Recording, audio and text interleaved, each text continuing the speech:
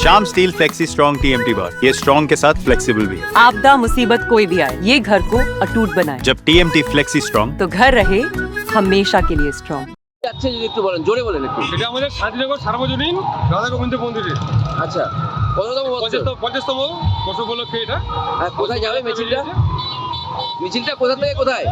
আমাদের শান্তিনগরে বেরিয়েছে, সুজাপুর লিয়ে চড়িঙ্গি মোড় হয়ে বাস স্ট্যান্ড হয়ে দেখতে।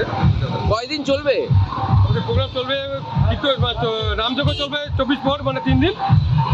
তারপরে আপনার আসতেছে আমাদের 24 পরের প্রোগ্রাম আছে 3 দিনের। হ্যাঁ, আর প্রদীপ পাল যে আছে পদাবলী কীর্তন 26 এবং 27 এপ্রিল পদাবলী কীর্তন হবে। বলছি যে এই কীর্তন কততম বৎসরে? হ্যাঁ, এটা 50তম। আপনার নাম? তপন ভওয়াল। ये स्टाइल का मामला है। रूपा फ्रंटलाइन।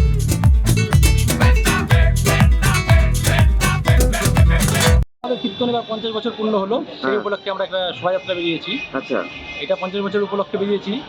আজকে আমাদের শোভাযাত্রা হবে, কালকে সকালে মন্দিরে ভাগবত পাঠ হবে, বিকেলে আমরা চক নদীতে জল আনতে যাবো। তারপরে 2 মিনিটের স্মরণ সভা আছে, যারা আমাদের কমিটির গত হয়ে গেছেন তাদের জন্য একটা স্মরণ সভা আছে। তারপর বিকেল 7টার থেকে অধিবাস কীর্তন, তারপরে 3 দিন কীর্তন চলবে। চতুর্থ দিন আমাদের হচ্ছে মহোৎসব।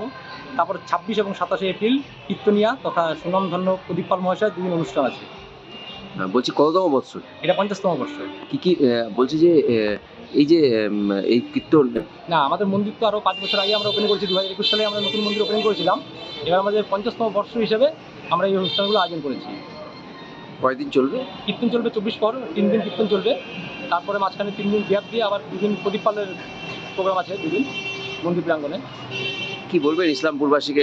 আমি ইসলামপুরবাসীকে একটা কথাই বলার, যে সবার কাছে আমন্ত্রণ রইল ইসলামপুরবাসীর কাছে, আপনারা মন্দিরে আসুন, কীর্তন উপভোগ করুন, তার সাথে প্রদীপ পালের প্রোগ্রামটা আপনার মন ভরে উপভোগ করুন। কি নাম আপনার? আমার নাম মিঠু নাইক। আপনি? আমি কীর্তন কমিটির সেক্রেটারি।